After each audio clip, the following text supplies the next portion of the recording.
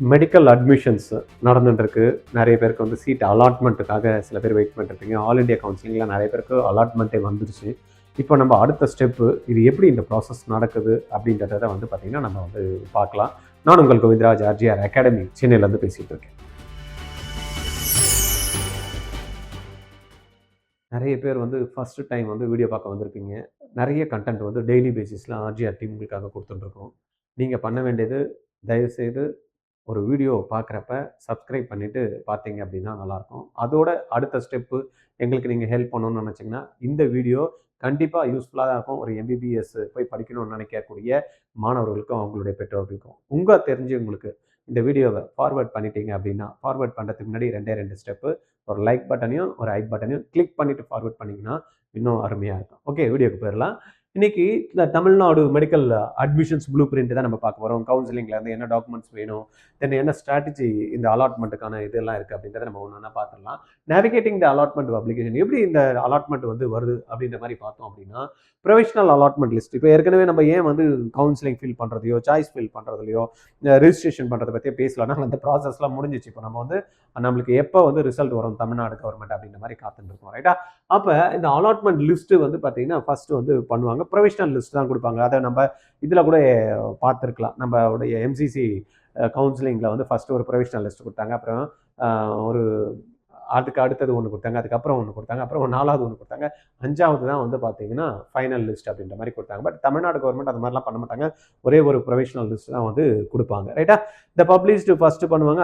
அது என்னதை செக் பண்ணிவிட்டு அதெல்லாம் ஏதாவது டவுட்ஸோ இல்லைன்னா அதில் ஏதாவது சேஞ்சஸோ இருந்தானா யாருன்னா சொல்லிட்டாங்கன்னா அதுக்கப்புறமா என்ன பண்ணுவாங்க, ஃபைனல் லிஸ்ட்டை வந்து கொடுத்துருவாங்க. எனக்கு தெரிஞ்ச இது வரைக்கும் வந்து பார்த்தீங்கன்னா தமிழ்நாடு கவர்மெண்ட் வந்து ப்ரொவிஷனல் லிஸ்ட்டை மாற்றி போட்டதா எனக்கு தெரியல இது வரைக்கும், ரைட்டா? இந்த டே 1 டிஸ்கிரிப்ஷன்சி விண்டோ இருக்கும். அதுக்கப்புறம் அந்த 24 ஹவர்ஸில் அதை பார்த்துட்டு ஏதாவது இருந்ததுன்னா நம்மளுக்கு கொடுத்துருவாங்க. ஃபைனல் அலாட்மெண்ட் லிஸ்ட் அப்படின்ற மாதிரி ஓப்பன் பண்ணி கொடுத்துருவாங்க. இந்த பப்ளிஷ் ஆட்டோமேட்டிக்கலி இப்போ no valid descriptions are filled இருந்ததுன்னா நம்மளுக்கு ஆட்டோமேட்டிக்காக வந்துடும். Once published you are clear to proceed to the reporting. அடுத்தது வந்து பார்த்தீங்கன்னா ரிப்போர்ட்டிங் போகணும். ரிப்போர்ட்டிங் போகிறதுக்கு முன்னாடி பேசு do not rush to travel on day 1. அன்னைக்கே ஓடணும்னு அவசியம் கிடையாது. Wait for the final list and choose a auspicious and convenient day to travel, ரைட்டா? உங்களுடைய கேரியரை வந்து பார்த்தீங்கன்னா பிரம்மாண்டமாக பக்காவாக அட்டகாசமாக பண்ண போறீங்க. அதுக்கு ஒரு நல்ல நாளாக பார்த்துட்டு கன்வீனியன்ட்டை பார்த்துட்டு போயிட்டு ஜாயின் பண்ணிக்கலாம், ரைட்டா? அலாட்மெண்ட் ஆர்டரை வந்து உடனே கொடுத்துருவாங்களான்னா பேமெண்ட் பண்ணணும்.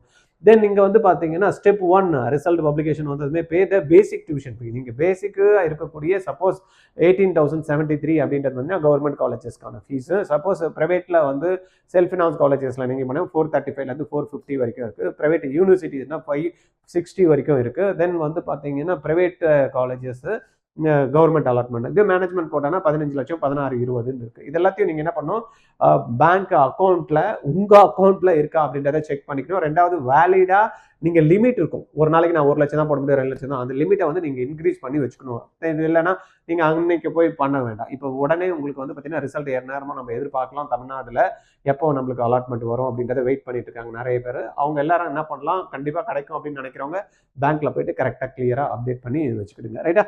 அப்போ நம்ம இது நம்மளுக்கு பே த பேசிக் டியூஷன் ஃபீ பண்ணதுக்கு அப்புறம் தான் நம்மளுக்கு என்ன ஆகும், அலாட்மெண்ட் ஆர்டரை டவுன்லோட் பண்ண முடியும். இல்லைன்னா அலாட்மெண்ட் ஆர்டர் டவுன்லோட் பண்ண முடியாது, ரைட்டா? யாருக்கு ஃப்ரீயாக கொடுப்பாங்க அலாட்மெண்ட் ஆர்டர்? சார் நான் பேமே பண்ண மாட்டேன் சார், ஆனால் அலாட்மெண்ட் ஆர்டர் வரும்னு சொன்னாங்க. வரும். யாருக்கு வரும்னா பிடிஎஸ் படித்தவங்களுக்கு வந்து பார்த்தீங்கன்னா ஃப்ரீ அலாட்மெண்ட் ஆர்டர் கொடுத்துருவாங்க. டியூஷன் ஃபீஸாக நீங்கள் அங்கே தான் போய் பே பண்ணணும். சார் என்ன சார் நீங்கள் சொல்கிறீங்க, எம்பிபிஎஸ்ஸுக்கே வந்து ஃப்ரீயாக வந்து அலாட்மெண்ட் ஆர்டர் தருவாங்க? எஸ். யாருக்கு கிடைக்கும்? எஸ்சி, எஸ்சிஏ, எஸ்டி, தென் எஸ்சிசி இருக்காங்க இல்லையா, அந்த மாதிரி கேண்டிடேட் லெஸ் தென் 2.5 lakhs இருந்தாங்கன்னா எம்பிபிஎஸ்க்கு அவங்க அப்ரண்ட் டியூஷன் ஃபீ பே பண்ணணும்னு அவசியம் இல்லை. அவங்களுக்கான ஸ்காலர்ஷிப்பு அவங்க அக்கௌண்ட்டில் வந்ததுக்கப்புறம் அந்த அமௌண்ட்டை எடுத்து அவங்க காலேஜுக்கு கொடுத்துடணும், அவ்வளோதான், ரைட்டா? அதனால் அவங்களுக்கும் வந்து பார்த்தீங்கன்னா அலாட்மெண்ட் ஆர்டர் ஃப்ரீயாக வந்து வந்துடும். Your current seat is locked, you wait for round 1 and round 2.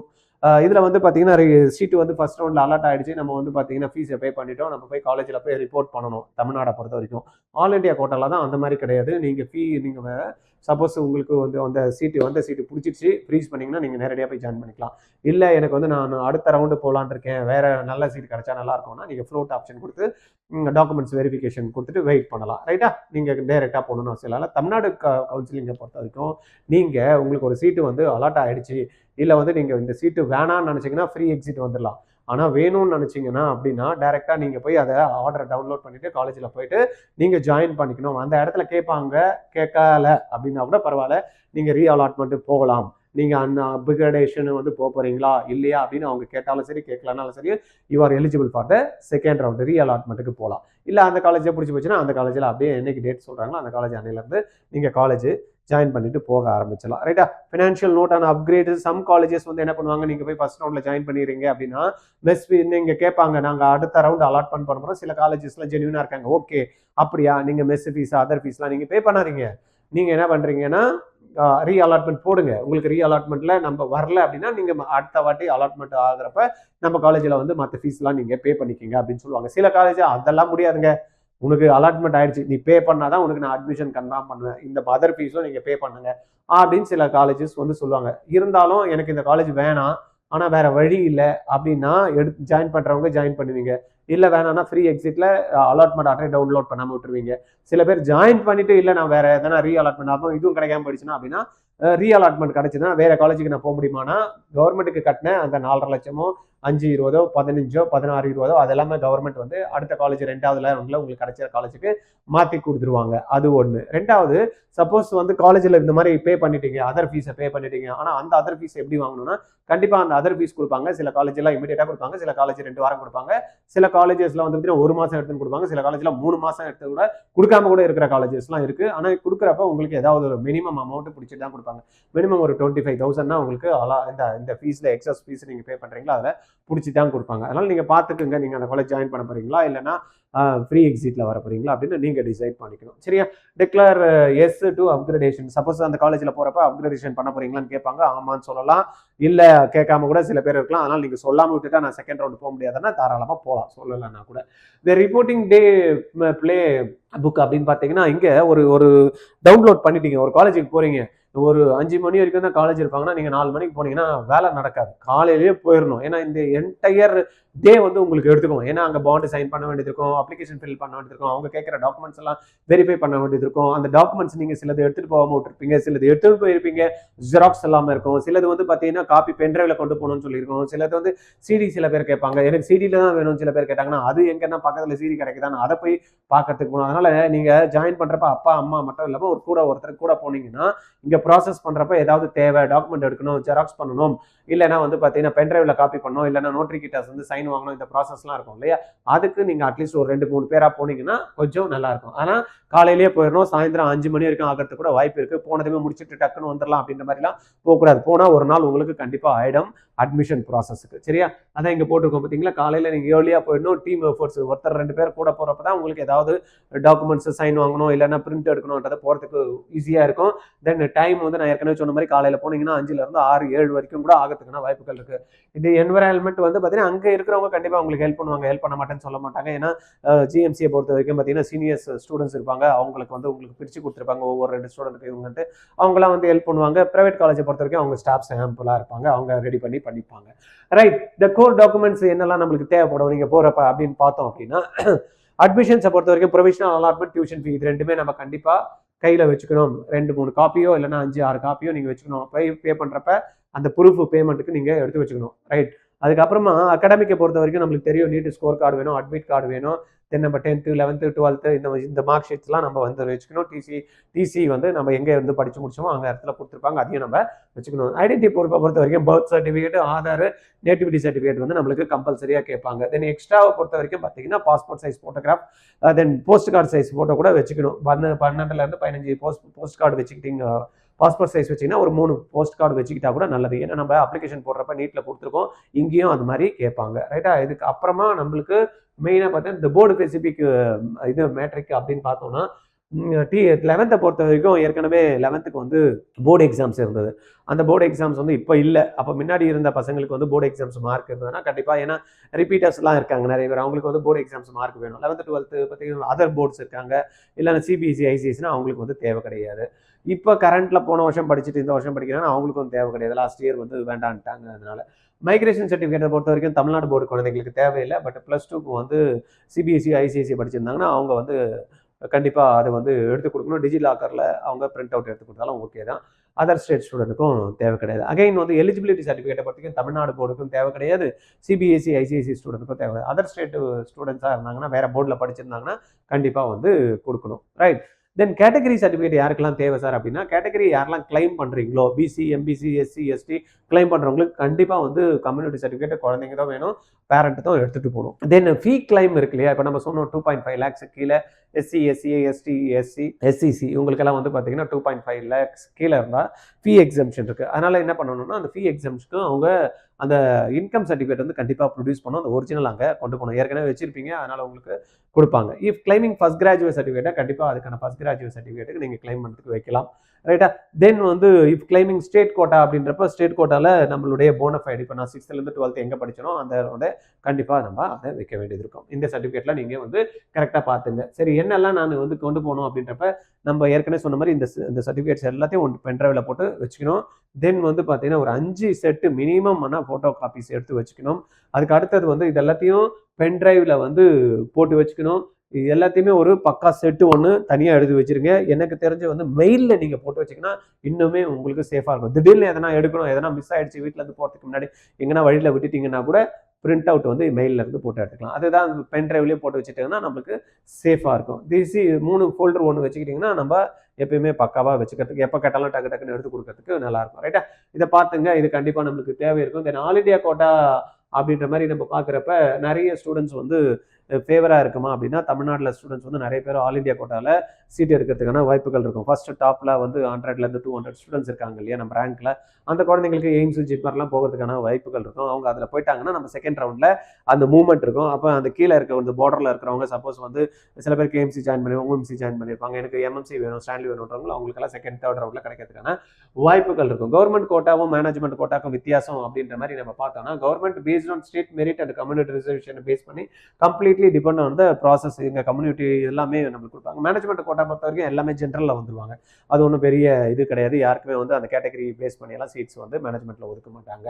Right. தென் வந்து கவர்மெண்ட் கோட்டாவுக்கு நம்ம மெயினாக வந்து ஏன் போகணும் அப்படின்னா, இன்னைக்கு இருக்கக்கூடிய புது காலேஜ் இருந்தால் கூட, இப்போ நிறைய பார்த்துருப்போம், நாகப்பட்டினம் கூட பார்த்தீங்கன்னா புது காலேஜ் தான். பட் பேஷண்ட் வந்து பார்த்தீங்கன்னா மாணவரியாக இருக்காங்க.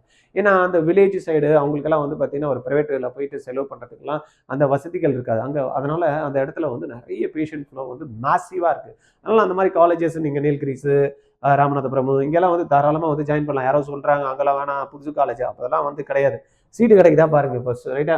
அதனால ஜிஎம்சி வந்து புதுசு இருந்தாலும் சரி, பழசு இருந்தாலும் சரி, கிளினிக்கல் எக்ஸ்போஷர் ரொம்பவே அருமையாக இருக்கும். அதனால நீங்கள் கரெக்டாக பார்த்து எந்த இதுவும் மிஸ் பண்ணாமல், யாரோ சொல்லிட்டாங்க நான் ப்ரைவேட்டில் போகிறேன் அப்படின்றதுக்கு தேவையில்லாமல் ஒரு 10 லட்சத்தை எடுத்துன்னு போய் வருஷத்துக்கு செலவு பண்ணி 5 வருஷம் 50 லட்சம் ப்ளஸ் அதர் எக்ஸ்பென்சஸ்லாம் பார்த்தீங்கன்னா 70 லட்ச ரூபா குறைஞ்சது செலவாகும். ஈவன் கவர்மெண்ட் கோட்டா சீட்டு ப்ரைவேட்டில் கிடைச்சாலும். அதனால் மேக்ஸிமம் ட்ரை பண்ணுங்கள் கவர்மெண்ட்லேயே சீட் எடுக்கிறதுக்கு. ரைட்டா. சில பேருக்கு பணம் நல்லா இருக்கும், பிஎஸ்சியில் தான் படிக்கணும்னு ஆசைப்படுவாங்க, அவங்களாம் படிச்சுக்கிட்டோம், அவங்களாம் நம்ம வேணாம்னு சொல்லலை. ரைட்டா. ப்ரைவேட் காலேஜ் ஃபினான்ஷியலாக பொறுத்த வரைக்கும் 8லேருந்து 9 லட்ச ரூபா ஆகும். அதர் ஃபீஸ் அப்படின்னா எடுத்துக்கிட்டோம்னா குறைஞ்சது எக்ஸ்ட்ரா ஒரு 2 லட்ச ரூபா வரைக்கும், 12 லட்சம்னு வச்சுக்கிங்களேன். கண்டிப்பாக நம்மளுக்கு அது தேவை இருக்கும். Wait for the final list. திருப்புன்னு எடுத்தமே ப்ரொஃபஷனல் நேம் வரல அப்படின்னா, எனக்கு தெரிஞ்ச வரைக்கும் ப்ரொஃபஷனலாக வேண்டாம் பார்த்தோம், அதுதான் ஆல்மோஸ்ட் கன்ஃபார்ம்டாக இருக்கும். அதனால் அதை பற்றி ஒரி பண்ணிக்க தேவையில்லை. கரெக்டாக அது வந்ததுமே பே பண்ணிவிட்டு நம்ம எல்லாரும் டாக்குமெண்ட்லாம் சொன்னோமோ அது எல்லாத்தையும் பக்காவாக எடுத்துகிட்டு போங்க. Whether you land in MMC, a brand new district, GMC, in volume of patient you serve will forge your skill. நம்ம தான் சொன்னோம் இல்லையா, எங்கே இருந்தாலும் சரி அங்கே இருந்தாலும் சரி ஒன்றும் பிரச்சனை. Discomfort and distance are simply the first step in a doctor's training. ரைட்டா. நிறைய பேர் வந்து ரொம்ப சொகுசாக சந்தோஷமாக வந்து படிக்கலாம்னு நினச்சிருப்பீங்க மெடிசனு. இல்லை சந்தோஷம் இருக்கும் மனசில், பட் வந்து ரொம்பவே கஷ்டப்பட்டு தான் வந்து MBBS படிக்கணும். நீட்டுக்கு முடிச்சுட்டு அங்கே போகிறவங்க நீட்டெல்லாம் ஒரு எக்ஸாமாடா அப்படின்ற அளவுக்கு வந்து பார்த்தீங்கன்னா MBBS உங்களுக்கு வந்து பார்த்தீங்கன்னா வெயிட் பண்ணுறேன் வாடா அப்படின்னு காத்துட்டுருக்கு. இதுவே கஷ்டம்ன்றியா, அங்கே வா அப்படின்னு வச்சு செய்கிறேன் அப்படின்ட்டு. ரைட். இது எல்லாத்தையும் பார்த்துக்கலாம், பண்ணிக்கலாம். இருந்தாலும் நம்ம கெரியரில் ஒரு டாக்டர் அப்படின்னா ஒரு ஒரு ஒரு ஒரு தனி ஒரு மரியாதை அவங்கவுங்களுக்கும் இருக்குது, சொசைட்டிலையும் இருக்குது. ஒரு கடவுளுக்கு ஈக்குவலாக பார்க்கக்கூடிய ஒரு ப்ரொஃபஷன் அப்படின்னாலும் நிறைய பேர் அதுக்காக இயங்கிக்கிட்டு இருக்காங்க. நீங்களும் அந்த மாதிரி இருந்தீங்கன்னா, இந்த வருஷம் சீட் கிடைக்கல, அடுத்த வருஷம் தான் நான் சீட் எடுக்கலான்னு இருக்கேன் அப்படின்றப்ப ஒரு ஸ்பெஷலாக என்னை கேர் பண்ணி பார்க்குற மாதிரி ஏதாவது ஒரு இன்ஸ்டியூஷன் இருந்தால் அப்படின்னா RGR is the best choice. ஏன்னா இங்கே வந்து நிறைய ஸ்டூடெண்ட் எடுக்க மாட்டோம், 20 ஸ்டூடெண்ட் தான். 5 பேட்சில் அட்டகாசமாக உங்களை மட்டும்தான் ஃபோக்கஸ் பண்ணுவோம்.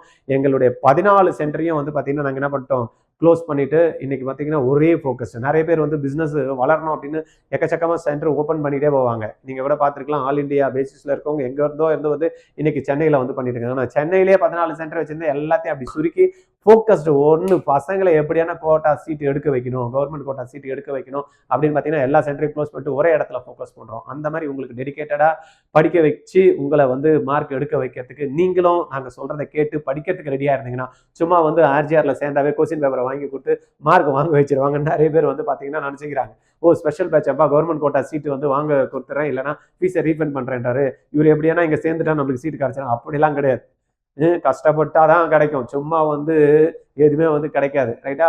அதுக்கான ஹார்ட் ஒர்க் பண்ணணும், படிக்கணும், டீச்சர் சொல்லி தருவாரு, கொஸ்டின்ஸை ப்ராக்டிஸ் பண்ணணும், டெஸ்ட் எழுதி பார்க்கணும், தப்பு வரும், தப்பை கரெக்ட் பண்ணணும், எரர் எங்கெல்லாம் பண்ணுறோம்னா மிஸ்டேக் ஐடென்டிஃபை பண்ணி அதெல்லாத்தையும் ரெடி பண்ணிக்கணும். அதுக்கு நாங்கள் வந்து பார்த்தீங்கன்னா கூடயே இருந்து உங்களை வந்து சப்போர்ட் பண்ணுறதுக்கு ரெடியாக இருக்கோம். அந்த மாதிரி நீங்கள் படிக்கக்கூடிய மாணவர்களாக இருந்தால் ஆர்ஜிஆருக்கு உடனே கால் பண்ணுங்கள். 869551 86953 2027 கண்டிப்பாக உங்களுக்கு கவர்மெண்ட் கோட்டா சீட்டு உறுதி. ரைட்டா? நான் சொன்னதெல்லாம் செய்யணும். சும்மா ஆர்ஜிஆரில் வந்து சேர்ந்தா மட்டும் போதாது.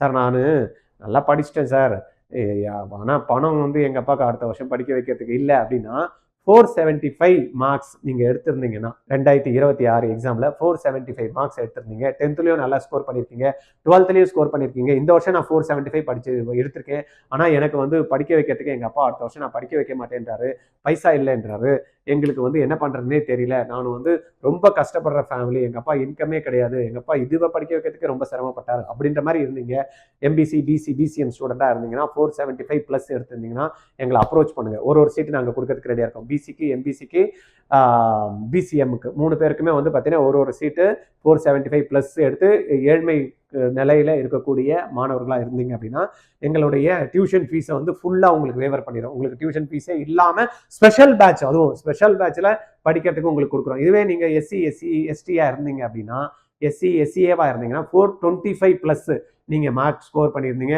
இல்லை நான் அடுத்த வருஷம் நான் வந்து திருப்பி படிக்க போகிறேன் அப்படின்ற மாதிரி ஆசைப்படுறீங்க. எங்கள் வீட்டில் கவர்மெண்ட் இல்லை ப்ரைவேட்டில் கிடச்சா கூட எங்களுக்கு சேர்க்கறதுக்கு முடியலன்றாங்க, அதனால் நாங்கள் இன்னொரு வாட்டி படிக்க போகிறோம், எங்கள் வீட்டில் எங்கள் அப்பா அம்மா ரொம்ப கஷ்டப்படுறாங்க, எங்களுக்கு ஏர்னிங்ஸே இல்லை, ஆனால் நான் படிக்கிறதுக்கு எனக்கு ரொம்ப வெறித்தனமாக இருக்கேன், 10th 12th மார்க்லாம் எடுத்து பாருங்கள், 425 மார்க்ஸ் வந்து பார்த்தீங்கன்னா நீட்டில் 26 எடுத்திருக்கேன் அப்படின்னு நினைக்கக்கூடிய மாணவர்கள் ப்ளஸ் அவங்களுக்கு 2 பேருக்கு, அப்போ ஏற்கனவே 3, இது ஒரு 2, 5 பேரா?